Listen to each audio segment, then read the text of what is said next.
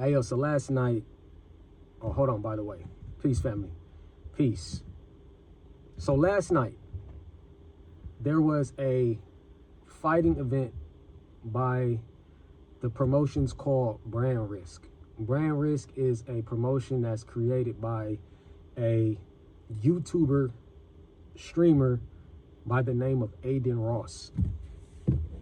Now, the thing about those guys is that they love to put things together of fighting organizations in order to be able to build some type of fighting platform. They want so bad to be a DAZN or a Top Rank or or PBC, fighting networks, like real fighting networks that people actually invested in and got actual talented people that actually fight and do shit for a living in order to feed their families.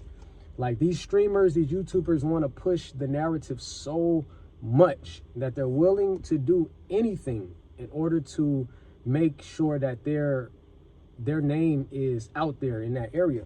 So Aiden Ross is one of those guys, right? And he works side by side, at times and shit with like, Joe Rogans and the Dana Whites and shit like that. They kind of take him, under their wing and stuff like that. And the problem is that he uses and exploits different people that have no fucking clue on what they're doing. You know what I'm saying? Like, it's people that think that they know about the fighting game or the fight game. Not even casual. They're not even casual fans. They're just people on the outside looking in, and they say, "Hey, look, I just want to put on some gloves and I want to get on because I want to, get views and be a streamer or whatever the case may be." So Aiden Ross, he takes that shit in consideration, knowing that these people don't have no fucking clue about what they're doing. Neither does he. And but the thing is that he does not mind, like exploiting their their lack of IQ. And so these people could be, NBA players, NFL players, just your average Joe on the street. And he'll make these mismatch ass matches, and they'll come to the, the event, and the matches are just fucked up. Like why are these guys fighting? Like, what is the point of these guys fighting? And some of them have money already, but I'm not pocket watching. It seems that as if they have money already. But they just need some type of relevance, but at the end of the day, I mean, there's many things that you can choose, man, but to choose the fight game in which people seriously get hurt, they, people actually don't make it home if something goes wrong, like these people that actually train and put their life on the line for this game, for this fight game, it's a very serious, sport. But to Aiden Ross, is not. Let's go ahead. Let's get these guys matched up. Let's get Michael Beasley in here from the NBA. Lance Stevenson from they're former NBA. They're in a third-party league now. But let's get them in here. They haven't played real professional basketball in a long time, let alone ever stepped into a octagon or a square circle. But let's get them in here and just see what they all about.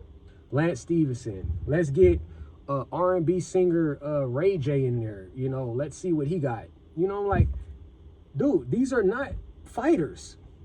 These are not fighters. Like, how did you get these dudes to sign a contract or NDA saying that they wanted to do this shit? And for real, like, these fools was really choking each other out. They was really punching each other in the face. And it's like, man, 10 years ago, would you guys have been doing this shit? You know what I'm saying? Like, I don't know if it's a money issue. I don't know what it is. I don't know if they got something on these guys, but it's really becoming visible to a point where it's humiliation. It's humiliation to the black community, and it's just humiliation to anybody else that has no fucking clue as to what they're getting into. It's very exploitative, right?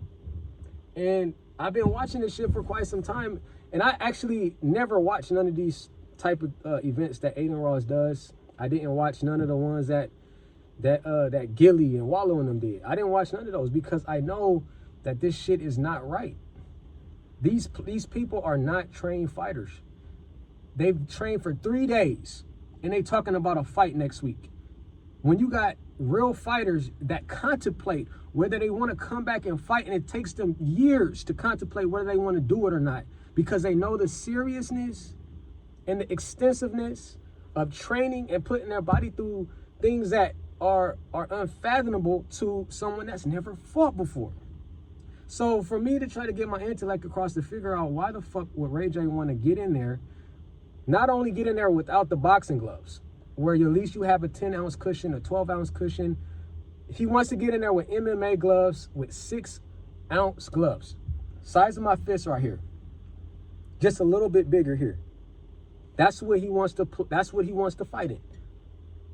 Nothing closer than bare knuckle. Keep in mind, the guy, on a perspective of seeing him on another platform, it shows that he does not have no fucking clue about how to fight. Like a simple square up, he doesn't know shit. But you put him in there with a guy that he's a YouTuber, you know, whatever, but he also has claimed that he has fought before. So you put a guy in there that ain't never fucking fought before and sings lullabies and shit to your woman and serenade them at concerts, and put him in the same ring with a dude that ain't fought before in the ring. What do you think is gonna fucking happen to him? And then not only that, Rayj is considered to have health complications. Health complications, and what he has stated himself with his own mouth, saying that he's had a bad heart. Right? Now, I'm not excluding any type of accountability to him. I'm not saying that. But I am saying that these dudes are being exploited and humiliated, just like the Kevin Hart roast. And they're doing shit that's beyond integrity and character and all that shit. So the guy got a bad heart, and he gets in there and he gets knocked the fuck out, just like you would have thought he would. He had a big ass lump on his head, and I believe he was concussed. But they're not talking about that. You heard Aiden Ross when he got on his little stream, and he actually spoke on the situation, on what happened with Rayj, and Super Hot Fire is the opponent that he had. He got on there and didn't say nothing about Rayj being he was definitely concussed. And I say that because as I'm listening to the interview, someone that's been watching fights for for 2 decades, he's talking, and then the guy that's interviewing him is cracking jokes, but he's asking him actual questions. And Rayj did not one time answer the question at all. He said 2 or 3 things, and then he walked off. And then he had to follow him to go and ask him another question. He said 2 or 3 things, and then he walked off again. He was concussed. You know, stay aware, man. Really think about the things that's happening, man. You know, it's like we even being like gassed out. You know what I'm saying? In Orange County, getting gassed out, bro. They don't know how to fix that leak or whatever, or however it happened. I've heard different sources, or I have heard different ways on why this happened and how it happened. You know what I'm saying? And it's pathetic, man. We can't even breathe clean air, man. This place is turning into an absolute joke. It's an absolute joke, man. Yeah, but with that being said, man, appreciate you guys taking a listen to this video, man. Comment below, let me know what you think. Until next time, St. Nicholas Brand, peace.